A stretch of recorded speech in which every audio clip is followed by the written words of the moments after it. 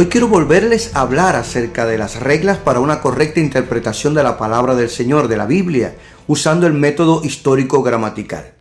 Y debemos tener presente que siempre que nos sea posible, debemos tomar las palabras en su sentido usual o común.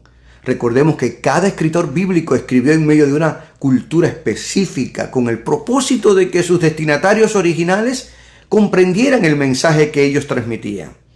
Estos escritores bíblicos no usaron un lenguaje rebuscado, científico, seco, difícil de entender, sino más bien usaron un lenguaje figurado y popular. Recordemos que estos escritores no se dirigían a cierta casta de personas privilegiadas y de alta preparación intelectual, sino al pueblo en general. Por esta razón, ellos usaron el lenguaje común y corriente. Usaron palabras conocidas y de fácil comprensión para todo el pueblo. Este es un elemento que no podemos pasar por alto. Así que tomando en cuenta este importante detalle, no es correcto imponerles un significado a las palabras que el autor no quiso darle.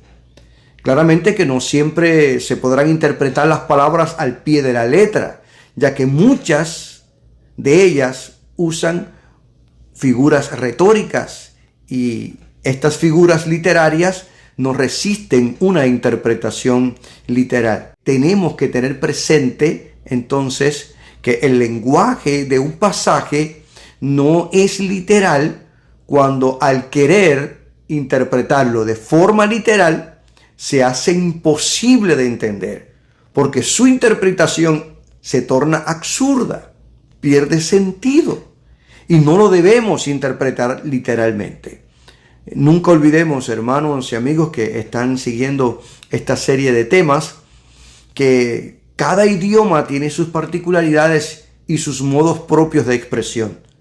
Recordemos que la Biblia, que fue escrita en arameo, hebreo, griego, son idiomas que tienen una serie de modismos y figuras retóricas impresionantes. De ahí que en la Biblia nosotros encontramos parábolas, símiles, metáforas, hebraísmos, metonimia, entre otras muchísimas figuras retóricas que podemos nosotros encontrar. Así que entonces precisa tener todo esto presente para poder determinar cuál es el verdadero sentido usual y ordinario de las palabras y frases que estamos interpretando. Quiero ilustrarte la aplicación de esta regla de tomar las palabras en su sentido usual o común con algunos pasajes bíblicos para que tú lo entiendas mucho mejor.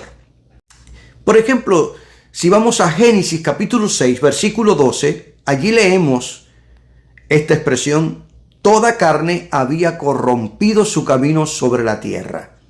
No parece tener sentido.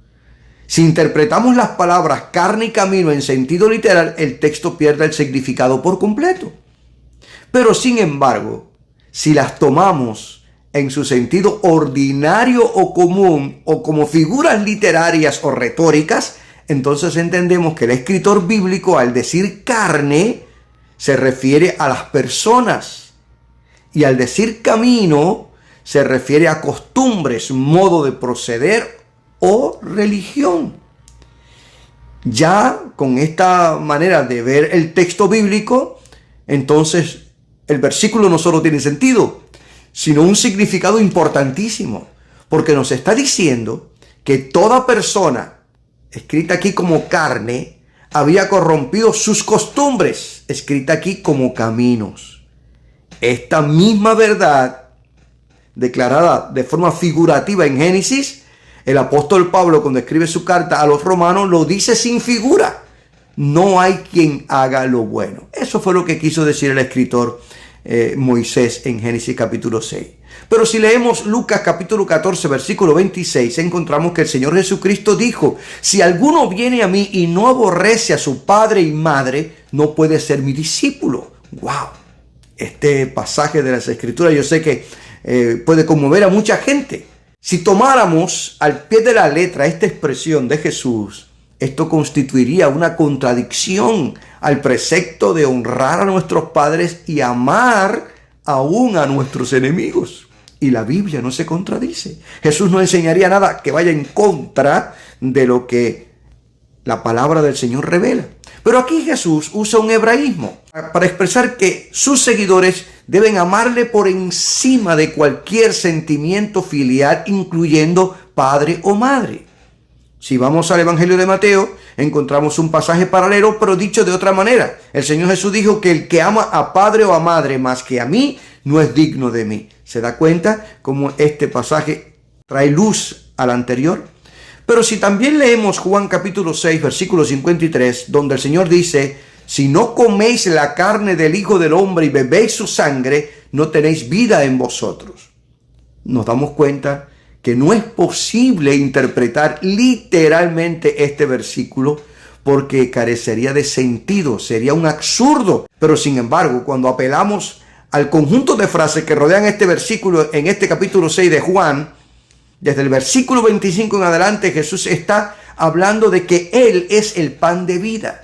Entonces, cuando lo vemos así, resulta evidente que la palabra cuerpo no la usa Jesús en sentido literal, sino en un lenguaje figurado, simbólico, donde el pan representa su cuerpo que fue partido o entregado en la cruz del Calvario para dar esperanza de vida nueva. Esta regla, hermanos amados, nos ayuda a no espiritualizar las palabras de un texto bíblico. Es increíble, pero con una asombrosa facilidad, algunos pueden elaborar interpretaciones falseadas de las escrituras, movidos por sus malas intenciones o por provecho personal. De tal forma que con este sencillo trabajo yo quiero ayudarte a entender mejor la palabra y que todo lo que tú enseñes o predique se corresponda a lo que realmente Dios revela en su palabra. Que Dios te bendiga y hasta la próxima entrega.